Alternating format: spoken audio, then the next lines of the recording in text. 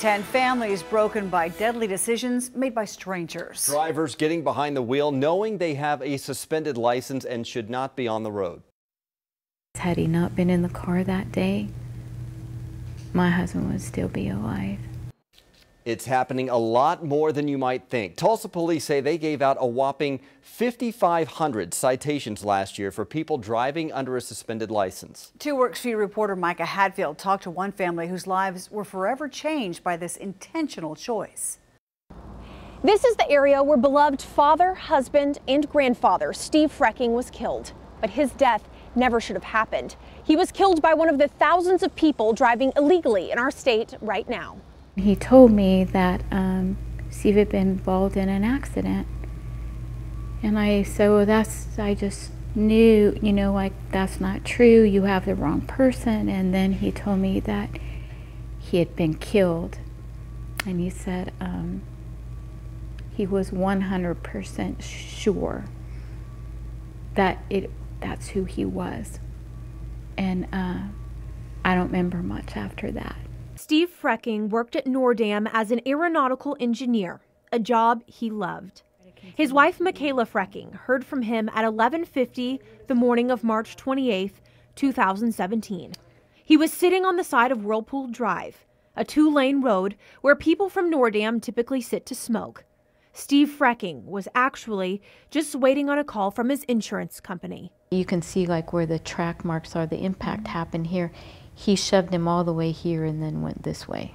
He was parked on the street near work when Taylor Harvey, who witnesses say was speeding, hit him head on. It's not something.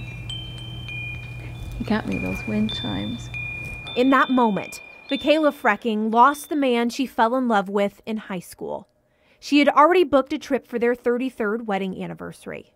And you have a grieving process for us, at least for me, where it's an accident and it's a freak accident and you get used to that it's an accident. And then you come to find out that the young man didn't have a driver's license. It had been revoked, and it's been revoked several times. There's no brake marks. The widow says she realized it wasn't an accident. The life she's living was chosen for her by a stranger. When I close my eyes at night and open them up in the morning, I'm reminded every day that he's gone. Harvey was charged with causing a fatal accident without a valid driver's license, so he shouldn't have ever been driving that day. Officers say they come across people driving with a revoked or suspended license every day. That's people making individual choices to do that, and there's really no way to keep an individual from making a bad decision. The problem is there's no real way to keep these people off the road.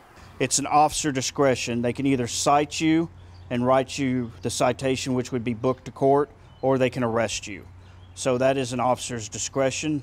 And even if they do make an arrest, Sergeant Stephen Boyce, who works in the traffic division for Tulsa Police, says they can bond out for a couple $100s. But he says about 90% of the time, they're just given tickets. For a first offense, the fine can be as low as $100, the same as some parking tickets. I don't know how to resolve the problem, but if legislature, lawmakers, the court systems don't do something different, it's going to continue because there's not enough of a penalty to stop people from doing it.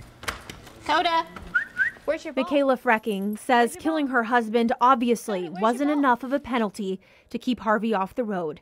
He's been stopped again for driving without a license since he's been out on bond. I always had hope that maybe there was a reason why this would be a life-changing thing for someone. Harvey could spend up to 5 years in jail for killing Steve. That's the maximum prison time his charge carries.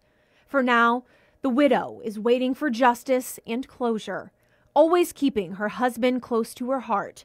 The Bible verse inscribed on his grave hangs around her neck.